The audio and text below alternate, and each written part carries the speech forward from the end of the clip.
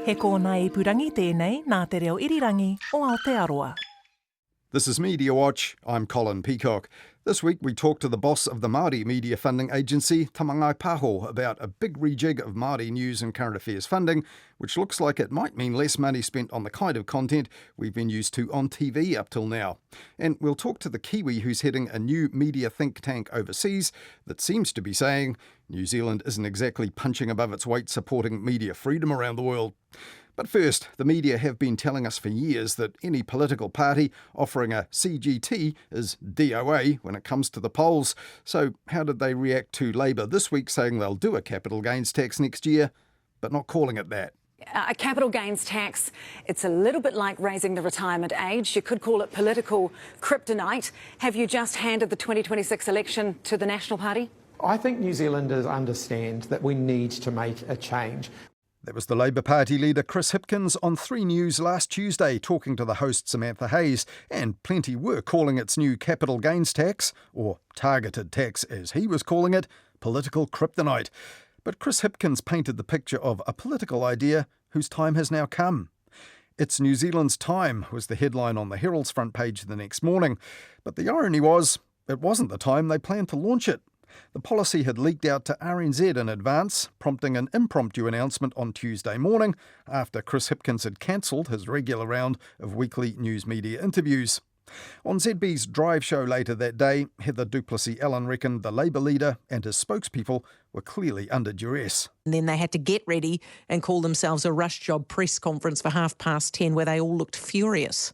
And they stumbled over their words. Honestly, you haven't seen such a sad lineup of people announcing something they're proud of. But while Heather Duplessis-Allen reckoned the disgruntled leaker, whoever it was, would have been loving that, not so, according to Business Desk editor Patrick Smelly. If anything, the rushed announcement of the policy package seemed to put Hipkins and his health and finance spokespeople, Aisha Verrill and Barbara Edmonds, on their mettle. And he said that Barbara Edmonds, a former tax policy advisor, had also impressed him with her grasp of the detail of the policy and what he called a refreshing authority and candour.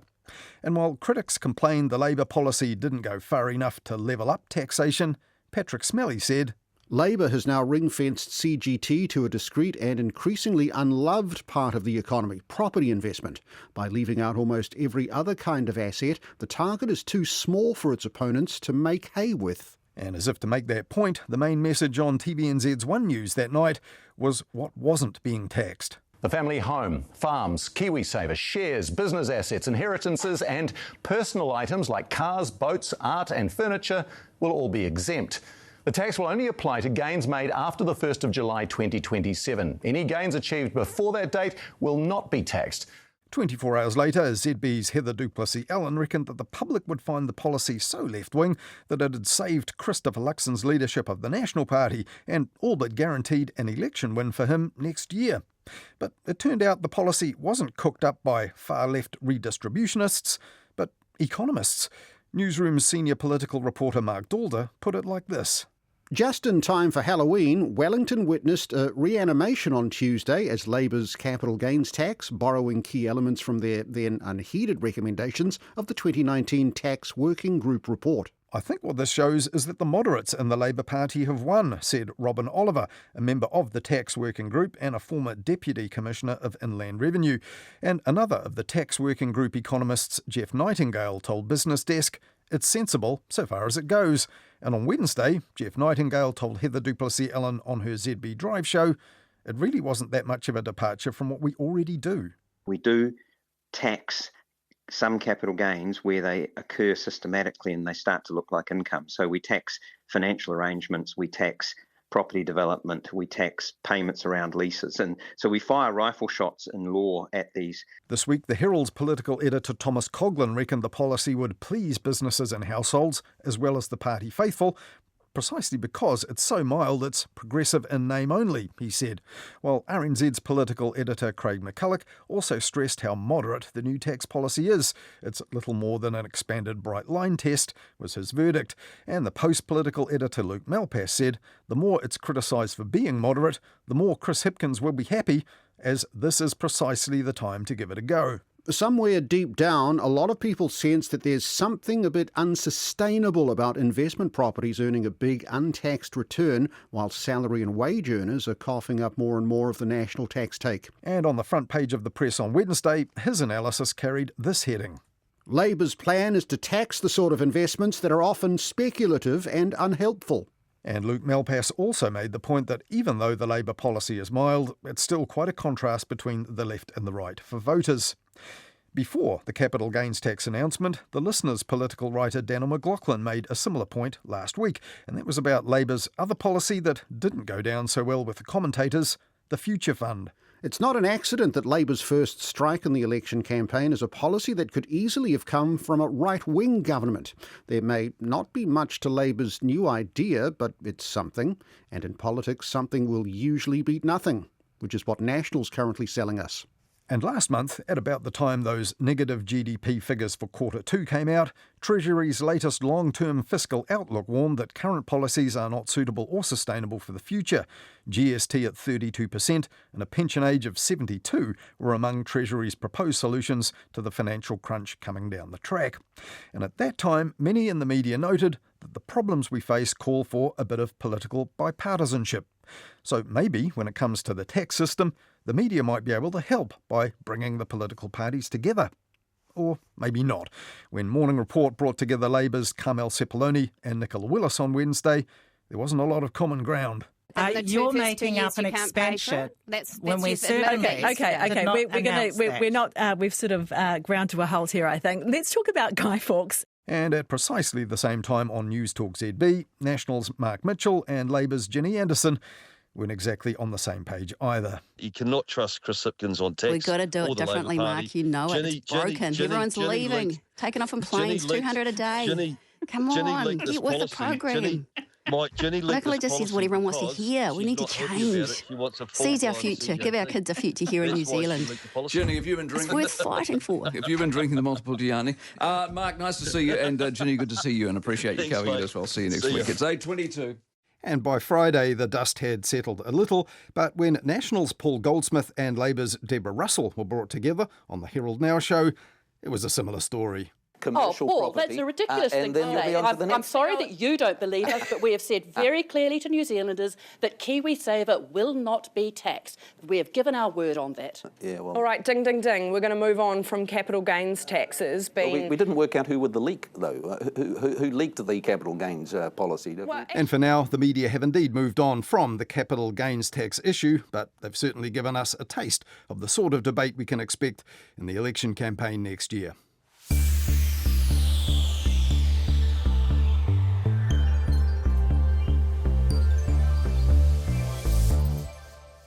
The Prime Minister is with us from ASEAN, ahead of APEC. Christopher Luxon's with us. Morning. Good morning, Mike. Now, do I have a fun fact for you? Because last time you gave me grief about doing the fun facts at the end. Yes. Do you know that we export in 3 days now what we used to do in a year in 1975? To where? To the world, to Southeast Asia? Southeast Asia, yep. That was the Prime Minister in his weekly interview with Mike Hosking on News Talk ZB last Tuesday, and at that point in time in Kuala Lumpur for the first of his 2 international summits in Asia this week. And with trade being very much on the agenda at both, Christopher Luxon probably dropped that fun fact into a few conversations while he was there, and why not? It's quite a stat. And after the East Asian Summit and the 50th birthday of ASEAN, it was on to Busan, South Korea for APEC. And whether our Prime Minister would be considered a VIP in this environment was what Herald Now host Ryan Bridge wanted to know. But the other thing is the size of the motorcade and who greets the leaders gives you an indication of where they're ranking. And I saw that Luxon was greeted by the Minister of Youth Affairs. I mean, you might as well have sent the Mayor. Yeah, it was a relatively small delegation that came to welcome Christopher Luxon, especially when you compare it with the massive crowd that was here when Donald Trump arrived. You know, you had like dancing performers, you had people waving flags. Comparing the two did give you a bit of an indication of who's the top dog in town. But that Youth Affairs Minister might be a top dog one day, or even a big wheel in the region. The point is to be on their radar now and for the future. And the Post's political deputy Henry Cook, alongside the Prime Minister on the Asian trip, said that these groupings, dialogues and summits might sound obscure, but they all matter, especially to New Zealand and the Prime Minister. As he told reporters at the end of a marathon day of talks and summits, It's my job to get disproportionate influence for New Zealand in these relationships. You never know when you might need to pick up the phone and try and coordinate a response to, say, a brutal new tariff regime from the United States. Though whether that works with someone like Trump, who had just upped tariffs on Canada because of a TV ad he didn't like, is another matter. At the special dinner for Trump, he did say he liked Luxon and that New Zealand was a nice place. But before that, on News Talk ZB last Tuesday, Christopher Luxon reminded Mike Hosking, we've also had officials here from the EU lately. Historically, with the UK and the EU, we've always banged on about our historical ties and our like-mindedness and all the historical stuff of world wars and all that sort of thing. But the reality is now with the FTAs and our defence commitments, we've actually got quite a bit to propel the relationship going forward. And last week, TVNZ's business correspondent Jason Walls made that EU-NZ Business Summit sound like a real love-in. Right now, they're celebrating what's been achieved in the relationship so far. That we have very same approach to life. You like to have friends, you work hard, but you also like to have a pint after you finish your working hours. Friends who already know how sweet dealing with New Zealand can be. Maybe, though after-work pints is a bit of a stretch for many these days in this economy. Meanwhile, the Foreign Minister Winston Peters has been on a tour of Northern Europe's capitals and also appearing on the Herald Now show last Tuesday. The Foreign Minister, Winston Peters, leader of New Zealand First, joins me from Oslo. Good morning. No, Copenhagen. Copenhagen. Forgive me. No biggie, Winston Peters had been in Norway too, and even in Iceland, maintaining key relationships there. And when Christopher Luxon announced a trade deal with Malaysia, the media made a big deal of the Foreign Minister in Stockholm late at night, briefly taking to Twitter to insist that he deserved some of the credit.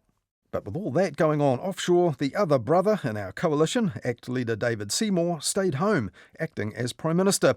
And when he filled in for the Prime Minister on TVNZ's breakfast show on Tuesday, he described the benefits of doing diplomacy well like this. And because we're part of a partnership, there's a few protocols and it's just a little bit easier to say, oh, these guys are from New Zealand, yeah, they're good.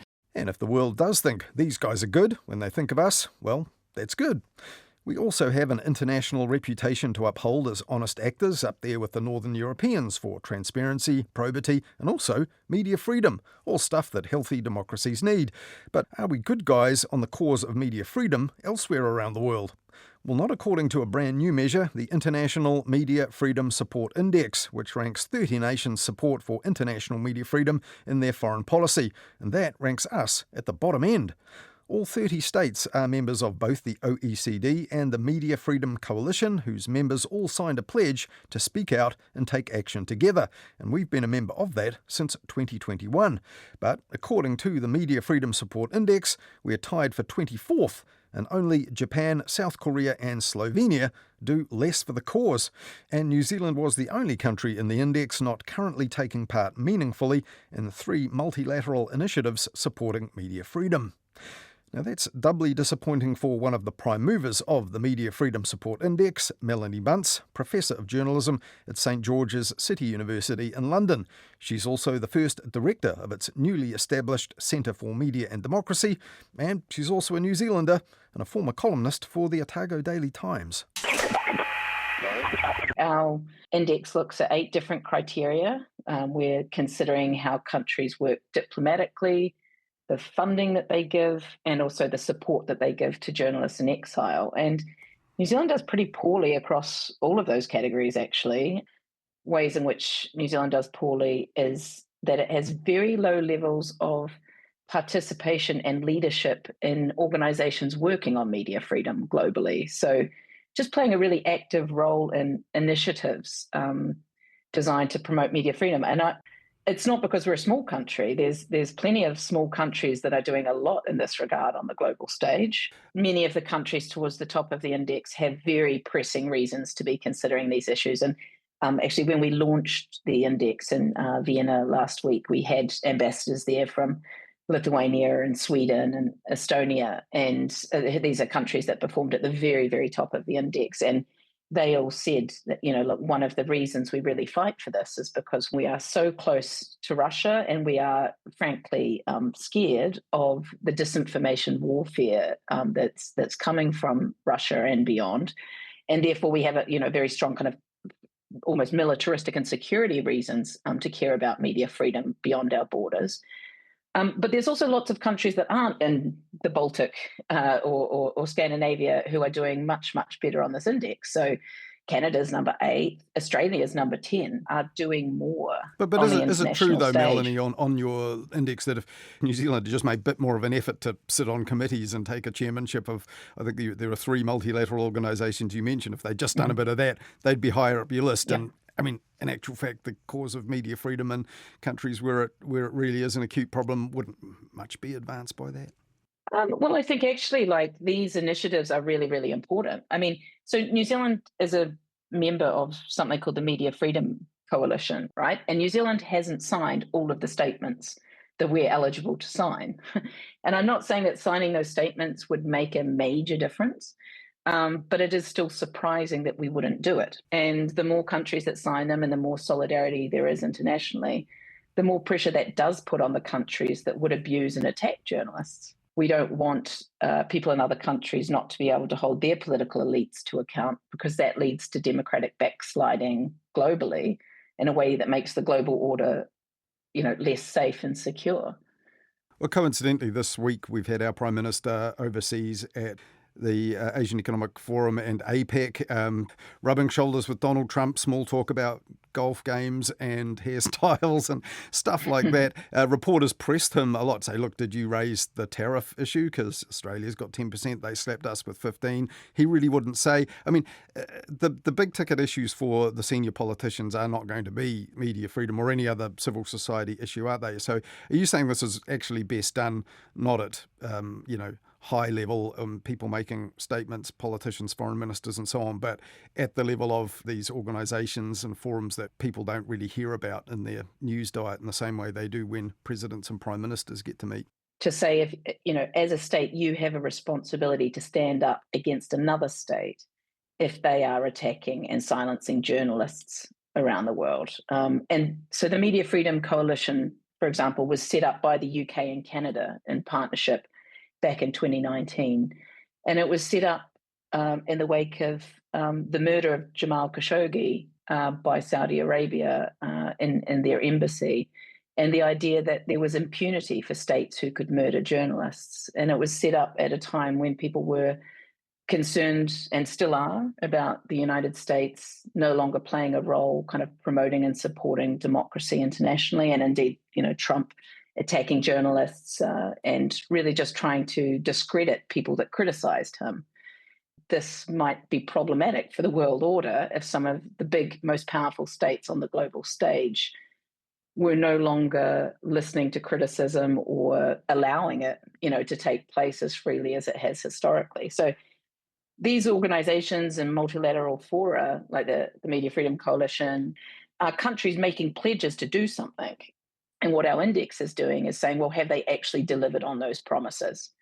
New Zealand is a member of these organisations. It's said that it will do this work, and it is not doing it. Indeed. And you had Emily Maitlis, who's now with the News Agents Group, but formerly a BBC journalist, helped launch your centre. And amazing timing in a way, because she's now so identified with that famous interview with Prince Andrew, which, given recent disclosures, just keeps coming up again and again and again in the news. Did she reflect on that at all when she was helping launch your new centre? What was remarkable is I thought every single question would be about Prince Andrew, because it is on the news every day here, and it is, the story that won't go away. Actually, the conversation ended up focusing a lot more on populism in the media, on bias in the media. Of course, people love Emily Maitlis's podcast that she co-hosts, the News Agents, and so there are people thinking about podcasting as a new platform and why people love podcasting so much, and lots of questions like that. But she was also absolutely thronged by students at the end of the event, and I'm sure plenty of them were asking her about Prince Andrew there as well. And finally, just to bring it back to where we started, the Media Freedom Support Index, the Centre for Journalism and Democracy that you're now directing, going to be doing this annually. So do we need to check back in next year to see if New Zealand are still cellar dwellers and not really engaging with these international organisations that do promote this issue? Absolutely. Our core intention in doing this is to celebrate states that are doing lots to promote media freedom, and to shine a spotlight on states like New Zealand that really should be doing more. And, we've spoken to representatives of a few different states now who are saying they're going to go back, talk in their foreign ministries and reflect on whether they should be, in fact, doing more in this regard. So that was really heartening, and absolutely in a year's time we'll be publishing this again, and it would be wonderful to see New Zealand go up the index. Would you be seeking any kind of official response from New Zealand, or even drawing their attention at the Ministry of Foreign Affairs and Trade and saying, have a look at this and please explain? Absolutely. Yeah, I'd love that. My inbox is open. Why don't you get us back, Colin, on the show? Let's get someone from MFAT, and I'd love to have a conversation with them. That was Melanie Bunce, Director of the Centre for Media and Democracy in London, which recently released its first Global Media Freedom Support Index, which, as we heard, placed New Zealand near the bottom of developed nations doing their bit for media freedom elsewhere in tough times.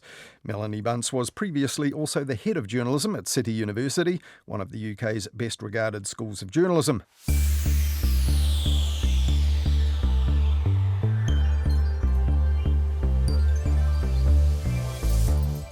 On TVNZ1 News on Friday last week, there was a very short news item about a development that could have a big long-term impact on Māori news and current affairs on TV. Te Māngai Pāho has revealed that funding for TVNZ's flagship Māori news bulletin, Te Karere, will be slashed by more than 60% next year.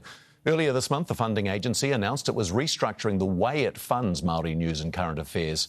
Te Karere will receive $1 million for next year's shows, after receiving just over $2.7 million this year.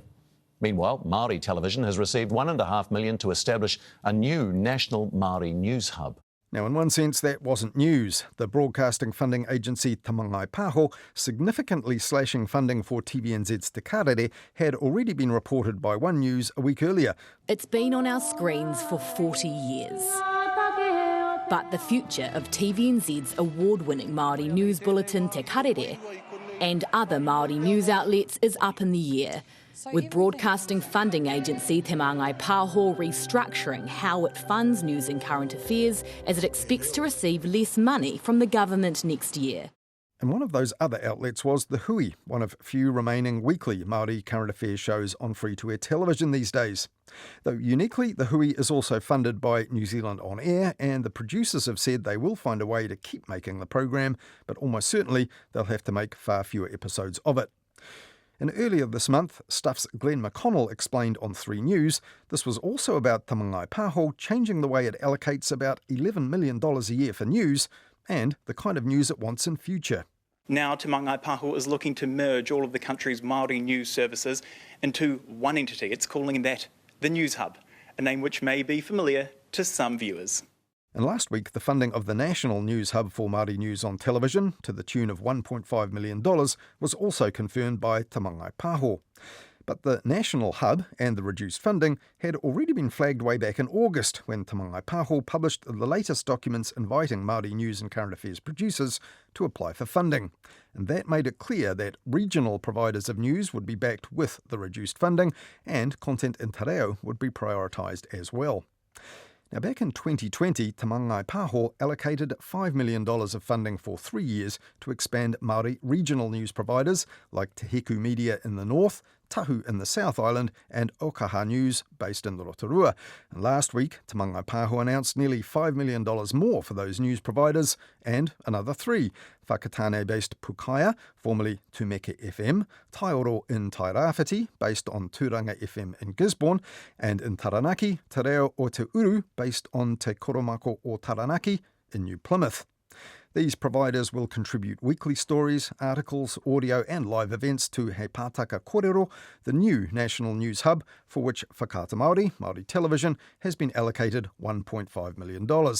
And another $1.5 million going to Te Karere and its current producers Maneatai Limited, and a similar sum to TVNZ's weekend current affairs show Marae.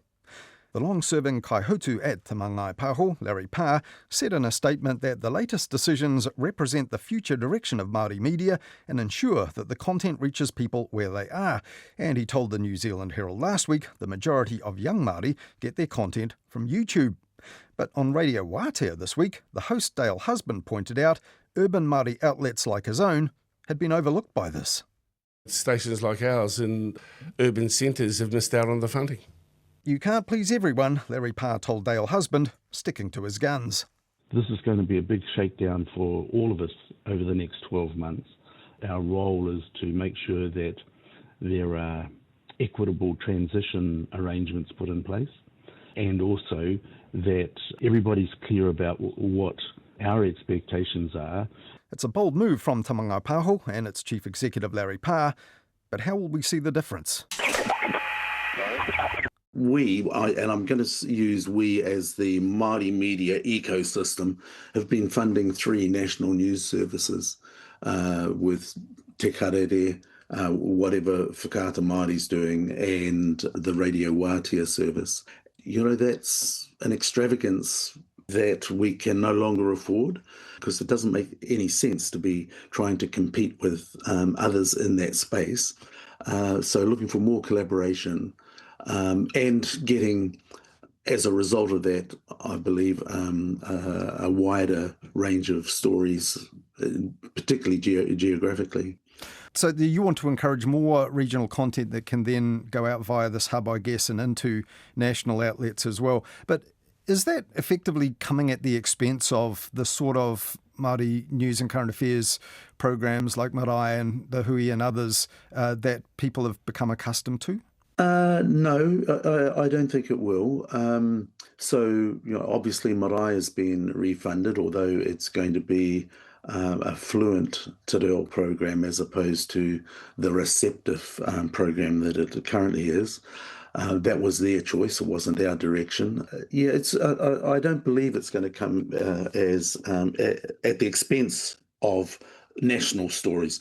From our side, we will be expecting that each regional provider will provide us with a range of stories, and we're sort of saying, well, if you're delivering 5 stories a week, you need to deliver 3 that might be more regional and might not travel, and you need to deliver 2 that are going to be worthy of a national bulletin. You just need to have a look at Te Karere from time to time to see how many stories there are from Ōkaha or Pukaia, the 2 of the regional providers. And I think success for them is not necessarily whether or not Te Karere picks it up. It's how many because all of the regional providers have their own platforms and are providing for their own audiences in their rohe, in their district. So if, for instance, somebody from the East Coast, Tai Rāwhiti, does a really good story, and it gets picked up by Taranaki and Ngāpuhi, then that is also a victory. We're reducing Te Karere by quite an amount, but they will still have this access to a lot of content, provided the regional providers provide suitable quality, obviously. Does it mean in the end, I think I've heard a figure, $2 million roughly less, and does it mean perhaps less of the kind of documentary or mid to long form style, things that we've seen in the Hui and previously programs that don't exist anymore, like Te Kaia on Whakaata Māori? You're moving away from those sorts of things? Well, let's just talk about Whakaata Māori for a moment. In addition to anything that we might fund for them, they fund their own news and current affairs, except for Te Ao with Moana at the moment. I think that you'll find that the Hui will still be there, perhaps a reduced form, not quite so many weeks, and we're still involved in conversations there. And then, there's the team at Mata. They do that long-form story telling. And one of the other groups that was funded, Ruku, is another program, and an experienced team of journalists. They are also looking at the long-form stories. So I think that we are going to have a good mix of content, news content. And how will that national hub actually work, Larry? Because I recall, I think last week you were talking to Dale Husband on Radio Wātea, and I think you said, in your opinion, $1.5 million to run it seemed a lot. I think you were saying it could be done a bit more cheaply. So what will they actually be doing? That's, something that we're going to have to work through with Whakaata Māori, who were the preferred bidder in that space. This is a relatively new territory for all of us. I think that we were a little bit disappointed that TVNZ didn't leave their hat in the ring on that one, because, but we'll be working very closely with Whakaata Māori to make sure that we get what we need for the ecosystem to flourish at a sustainable price. Was there also a tension in that you have this specific mission about te reo, and maybe you were finding yourself subsidising Māori news and current affairs, but in the English language when that wasn't your core purpose? Yeah, that's a really tough one. I think you're pretty close to being on the money there. We divide what we do up into two different domains. Well, one is changing the hearts and minds of the population over a period of time, and we're not the only contributors to that. In our view, broadcasting is largely about the status of te reo, to make the notion of te reo Māori being more appealing or acceptable. And then the other role that we have is to provide good content for those that are already on the journey. We've probably not been doing enough of that. So trying to get a balance is going to be an ongoing challenge. And if we take, you mentioned the digital content, and would a program like, for example, Something for the People, produced by Okaha and hosted really energetically by Shay Milne and with Kiriyama Wright and others, discussing issues that's goes out on Whakaata Māori as a kind of almost long-form studio-based program, but also you'll find it in bits and pieces, morselized, separate little issues out on YouTube, Instagram, platforms like that. Is that really a template for what you're hoping to achieve? I wouldn't say that it's a template, because it's a cross between current affairs and magazine, isn't it, really? Sometimes it's... Well, but like a podcast, really. It's got that sort of vibe and energy and presentation style to it, yeah. Yeah, and it actually gets funded out of our general content. It doesn't get funded out of news and current affairs. So I'm not expecting that we, out of the news and current affairs funding, will generate another Something for the People. Somebody else may come up with something that's similar, and if the assessors believe it's got an audience and the proposal's good enough, then it could get funded. And so in the end, when you take into account all of the public funding that goes into and tens of millions of dollars into Whakaata Māori's running every year, and Te Māngai Pāho and its contestable system, there will be actually less money spent on what we've come to sort of think of as TV or TV style news and current affairs when, say, 2 or 3 years down the track? In this next financial year, we'll spend less on news and current affairs than we did in the previous year. We've got a significant sum of time-limited funding. Some say it's a fiscal cliff. The more genteel term is time-limited funding. Yes, indeed. And, which is due to expire at the end of this current financial year. That in itself will present another range of challenges for us. Still not relishing the notion of trying to grapple with the loss of a big chunk of money. And if we go back 5 years, there was that Māori media sector shift review. That was a long process. It stopped, it started again. And when that first came out under the previous minister, Nanaia Mahuta, it sounded like something like the national hub that you're now putting in place was actually proposed back then. There was quite a bit of pushback to it then. Do you think it's something that actually should have been done back then, and we would have been further along with the sort of transition you're talking about now if it had been done? It might have been able to be achieved back then, but it's giving people time to adjust to the thinking. I'm really pleased that the sector as a whole is largely developed the framework themselves. And just finally, are you really making decisions that all broadcast funding agencies are going to end up having to make, in that things are getting digital, audiences are shifting, younger audiences possibly not watching television at all, and maybe those expensive to produce and screen television, news and current affairs programs that we've been familiar with, the audience for those aren't coming back and they're not going to be any cheaper to do? Linear broadcasters still get the bulk of their revenue from linear broadcast. So they want to prolong the life of linear broadcasting as long as they're getting the revenue from it. We don't get revenue from linear broadcasting, and none of our linear broadcasters are getting significant revenue from linear broadcasting, with the exception of TVNZ, obviously, who we fund for some Māori content. We would like to see Māori broadcasting move to digital, and I think that Whakaata Māori is quite a long way down the track on that.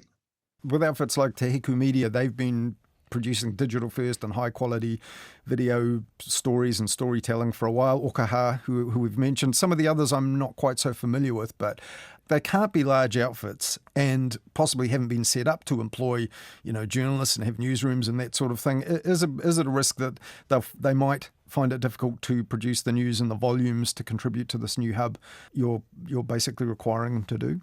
No, I think I'm quite comfortable with where we're at. So we've had 6 providers for 3 years, I think. Admittedly, there have been varying degrees of capacity. The 2 or 3 years of developing capacity, they'll be able to deliver. And obviously, we'll be monitoring quite closely. We've already had these conversations with most of the providers saying, well, our expectations are going to be that you deliver this. And by the way, we're also going to be measuring the uptake for the content that you provide so that when we come to review in 12 months' time, we'll actually be able to have good conversations about what they've achieved over the previous 12 months. Thank you very much. Thank you for your time, Larry Parr. Mā te wā. Kia ora. Larry Parr, Chief Executive and kaihautu of Māori broadcasting funding agency Te Māngai Pāho, and he was talking to me there about a fundamental rejig of the funding for Māori news and current affairs, particularly on television. Well, that's all for this weekend. Thanks so much for listening. If you have any thoughts for us or ideas you think we should follow up, do get in touch. You can send us an email, mediawatch@rnz.co.nz, or you'll also find us at MediawatchNZ on X, and you can even write us a letter and send it to Mediawatch, P.O. Box 123 Wellington. I'll be back again next Wednesday with Midweek Media Watch. Catch you then. In the meantime, follow Media Watch and listen on any podcast app to make sure you never miss an episode.